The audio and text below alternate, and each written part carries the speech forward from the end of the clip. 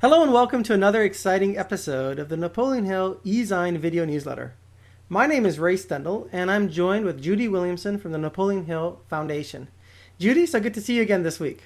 Nice to see you too, Ray, and I'm happy we can join up again for our last Ezine in January of 2012. And it's a great Ezine topic. We're going to talk all about persistence and determination and the difference between the two and why we absolutely need it in our lives if we're going to get anywhere. That's absolutely true. And, we were talking a little bit before we began recording that Napoleon Hill talks about the principle of self-discipline. And inside self-discipline or embedded in that principle is the idea of persistence. I asked you kind of off the record to give us a little history of your journey, wherein I know over the years that since we've known each other that you've been very persistent in working toward your outcome or toward your goal. And, when I first met you, you were different than you are today. And I just asked if maybe you could give us a little nutshell version of what you started out doing, what you began to actually learn in your life, and then how you managed to kind of transform it into what you're doing today. Sure. I'd be happy to share. It's an interesting road, like all of our journeys. It never actually takes you on particularly a straight path. You have to follow your road to where it's going to take you.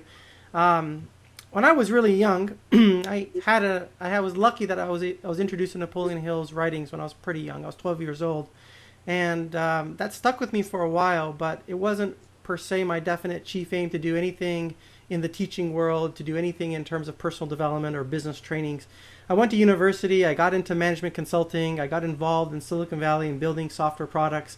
Got involved in doing a lot of this type of work, and I enjoyed it, but it also was not per se my definite chief aim. It wasn't aligned with my purpose.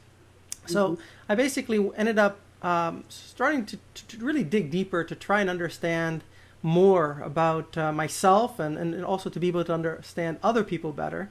And back in 2007, I was attending a personal development seminar, and I started to see individuals doing what I wanted to do and getting paid for it. And that was really a mind-blowing experience for me. And I got very excited about it. And then I decided to go back to my roots and found you and went through the whole process of being certified with the Napoleon Hill Foundation.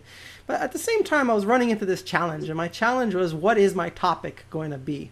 And every speaker, every author, you have to have a topic. You have to have something that you're building expertise around, because at the end of the day, people are interested in your expertise, and speaking and writing is a means to communicate that expertise. And I stumbled around in a whole bunch of different areas trying to figure things out. And I'll give you an example. I was at one point thinking about focusing on mindset, but then I determined that mindset's not broad enough to live a lifetime to talk about it. It's a lot you can talk about it, but it wasn't right for me. I thought about technical topics, about how to communicate better and how to use video online. But again, I didn't want my legacy to be about creating videos online. It's, again, a tool to communicate. And basically, over this period, I realized that the answer was right in front of me. Like they always say, the acres of diamonds right below your nose. And that really has to do with leveraging the experience that I've had in the business world and the corporate world of creating and selling high-priced, high-value items in the marketplace. So I came up with this notion called full customer engagement. And full customer engagement has to do with bringing together the personal development side of my past with the business side of my recent past into one offering, which is made up of 4 pillars. There is a module that has to do with people, having the right people in your organization and you being the right person within your own company. That's really all the personal development material.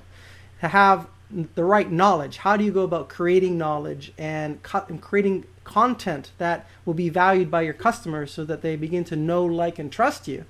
And then technology, how do you connect and reach out to your customers and your prospects in a way they want to be connected with? And then finally, having an integrated sales and marketing process, because I find that most sales processes are very pushy and at the same time don't add value through the process. And what I've created is a model where you go from somebody who has never heard of you all the way through to becoming a raving fan and want to share who you are because they know and they see you as being a very authentic and transparent person who truly wants to improve the quality of their life from a business perspective or a personal perspective. So basically, this whole body of work is called full customer engagement, and I'm working very diligently to create my online course, seminar, and a book on this topic. So that's my story in a nutshell. But I tell you, it wasn't a straight path by any stretch of imagination. But your intensity is there, and I can see your eagerness to share that material, and also you found your niche, but it's more than a niche. It's your heart's desire. It's your definite major purpose, and it's what defines you in a good way, not in a putting you in a certain box way and say, okay, well, that's what you're known for. You're going to be able to make a contribution to other people so that they can also fulfill their dreams, and I think that's the important part. When we find something that we feel good about and has personal integrity for us, that's when we know that we've made the right choice. My background is teaching. It's literature. And what I love to do with Napoleon Hill is I love to read the material that he's written and kind of mine that material for the gems that he has in there. And then to take that material and share it with others and say, look here what he says. And this is the formula that we should apply. But I not only did that with Napoleon Hill, I did that with other authors, and I did that in literary analysis, and I did that. I do that still when I read. I like to say, what's the message? Mm-hmm. And it's not strictly Napoleon Hill. It's just like you said, it's taking that message that's in that material and then lifting it out and applying it to yourself so that you can make your life better. And then once you've synthesized it, once you've taken it to the highest level, then you give it back to others. And that's exactly what you're doing. So that's why you're so excited about it. And that's persistence. And it didn't happen overnight, and it took a lot of time and money. And it's frustrating because we always say, why am I doing this? What's the point? And when we can, just like you've said, and you're going to share in Malaysia in a couple weeks, why you're doing this, then you kind of create that whole reciprocal cycle of attitude of gratitude, of giving back, of not only being what's in it for me, what do I get out of it? Well, what can I give to somebody? And in turn, because of the law of compensation, what you give, you get. That's the beauty of it. And it all ties together back with the notion of fulfillment. And is the more that we can chase fulfillment in our lives and make that contribution that gives us our fulfillment, we get our fulfillment through our work, through making that difference. I remember the expression that work supports and leads to integrity, and through work we really evolve ourselves. And it's as we are going on this journey, because at the end of the day, as you go through your battles to achieve what you want to achieve, it's the journey that helps you grow so that you can pick another journey and go to another altitude, another higher point up on the mountain, so to speak. And Judy, we were talking a little bit about the difference between discipline and persistence, and I think it's a great time to introduce the idea relative to our guest columnist today, as in the story of her cleaning the driveway full of snow. So I think a nice way for us to relate this is discipline, at least to me, is the ability to give yourself a command and to follow through. I'll say that again because it took me a while, and when I first heard it, I was like, wow, that's really good. It's like discipline is the ability to give yourself a command and to follow through. So in this scenario, the discipline was, I'm going to clean the driveway, and she started with the first few shovels. And persistence is to keep on keeping on, to clean that whole driveway. So I think if you think of persistence and discipline in this way, now you can apply that to getting in shape. You can apply that to making a few extra phone calls to customers. You can apply that in any way that you want to apply it. What do you think? I think you're absolutely right. And I was laughing because I remember a story that Napoleon Hill had in one of his audios, and it related to W. Clement Stone. And W. Clement Stone was in the insurance business, and he groomed salesmen by using the book Think and Grow Rich. And he was in the beginning, many of the salesmen were not self-disciplined, and they had trouble getting a client base. And so one guy came in and he said, if you could really help me, just give me my first 20 contacts, and I'll make those calls, but I just don't want to do those those open-ended calls where people really don't know who I am. So can you help me out? So Stone did. Guy came into his office, he gave him the 20 contacts, and the next day he comes back and he says, can I have 20 more? And then Stone kind of smiled his knowing knowing smile, and he said, sure. And I think he reached down and handed him the phone book. He says, I just got him right out of here, you know. And the message is, you know, if what we believe often turns into the reality of the situation. If we think we can, we're right. And if we think we can't, we're right too. Sometimes, as you said, we have to give ourselves a command. And I've used this quote before, but I like it, so I'm going to say it again. And it's the Marine Corps kind of slogan. And it's, you know, leader of one, leader of many. If you can't lead one, you can't lead any. We have to lead ourselves first. We have to be the model. We have to be so self-assured that nothing can sway us from our decision making, just like you are with your 4-step process for what it is that you're going to do when you're talking Malaysia. You know it. I mean, you know it inside out. You're living it.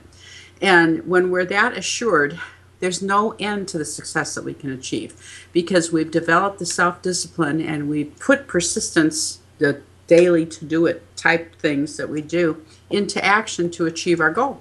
It's a sure win. It's a sure win. And I love that story. As you were telling the story, I was starting to remember the story. And yeah, he just pulls up the whole phone book. There you go. Go and go to your heart's content. And you know that I think what's important for people to realize with your story is that there was hesitancy for him to make cold calls because he thought to himself that the people on the other end of the phone would be difficult to talk to and to go through the sales process with them. And what Stone did is he basically presented names that he projected as being pre-qualified, right? So the person thought that they were pre-qualified when really they weren't pre-qualified. So it's a good example of how a limiting belief was restricting his ability to sell, and because he didn't think he had the ability to communicate with people who he had never talked to before or were considered cold leads. So, I mean, that's a lesson right there in itself as well in terms of limiting beliefs.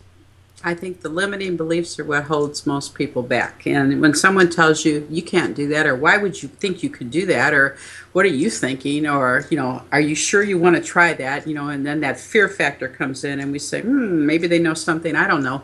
But the reality is, so what? Who cares? I mean, 100 years from now, is it going to make a difference to anybody? Probably not. So you might as well give it a try and do what your heart tells you to do.